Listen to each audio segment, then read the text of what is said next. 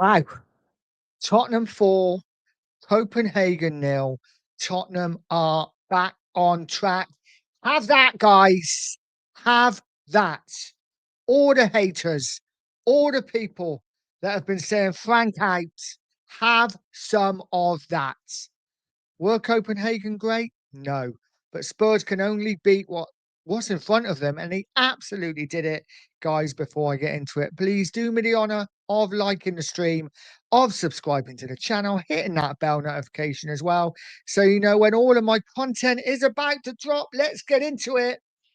Tottenham 4-0 winners against Copenhagen. And let's be honest, let's be absolutely honest. On another night, we could have had 8 or 9. 8 or 9. And that's being honest. We miss a penalty. We miss so many chances. And we do it. We do it for the most part with 10 men. We always knew that it was like playing with 10 men with Brennan Johnson anyway, right? So without him, it's still like playing with 10 men. Guys, let's get into it. What a great Champions League night at the Lane. Whoever went there, and listen, the crowd wasn't the best, but whoever went there had a fantastic night, a feast for the eyes, and one of the greatest goals ever seen scored at the new stadium. Reminiscent of Sonny's goal against Burnley. We will get into that goal. But first off, I got to say, I won't go through the teams. We all knew what the teams were.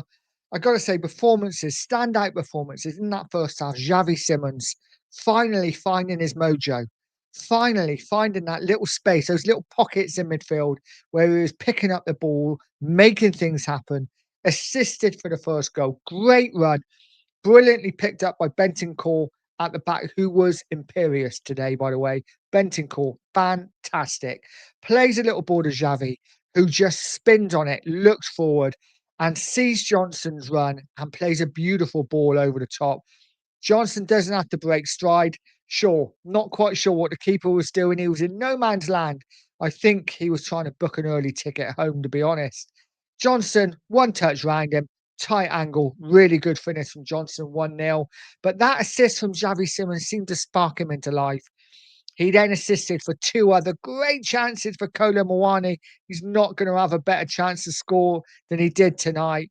2 great chances. He fluffed his lines both times. So disappointed for Muani, but he did look dangerous up there. He was making runs, he was in space, he was getting chances, he was turning his defender. When he got the ball, he was going at the defence. I really enjoyed watching Kolo Muani tonight, even though he did miss 2 really good chances. But Xavi Simons, fantastic in that first half. And Spurs, on the whole, thoroughly deserved to go in 1-0 up. Copenhagen really created next to nothing. A couple of pot shots from outside the box, which Vicario gathered quite easily.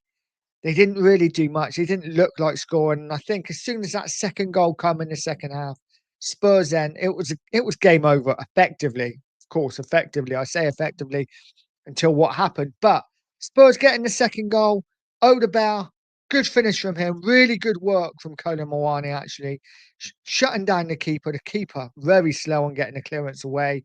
Kolo Muani blocks it. The ball goes 100 foot in the air. Kolo Muani brings the ball down really well, squares it to Odegaard running in, and he just side foots it home to make it 2-0. Then I've got to admit, I thought game over. Game done. There's no way that Copenhagen are coming back into this game, right? And then the red card. Guys, let me know what you think about the red card. I think the red card was the biggest joke in football history. If that's a red card, football's dead. Football's dead. I don't even think it was a yellow card. I think a yellow card at worst. But I was watching it. I was thinking, they're having a review here. But they're not going to send him off. The tackle, his foot was on the ground. It was down like that.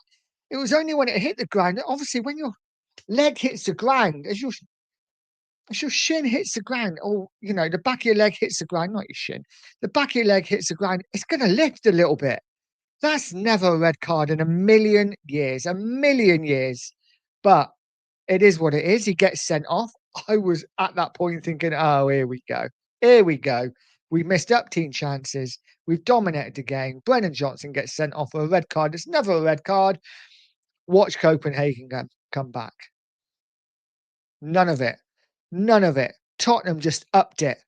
Just upped it. The third, fourth gear. Bang, bang. Game over. And the third goal was a thing of absolute beauty. From a guy that I said on last week's video, guys, if you haven't watched it, check it out. Mickey van der Ven is world class. This guy could play at any team in Europe. I stand by it. Absolutely world class, this guy.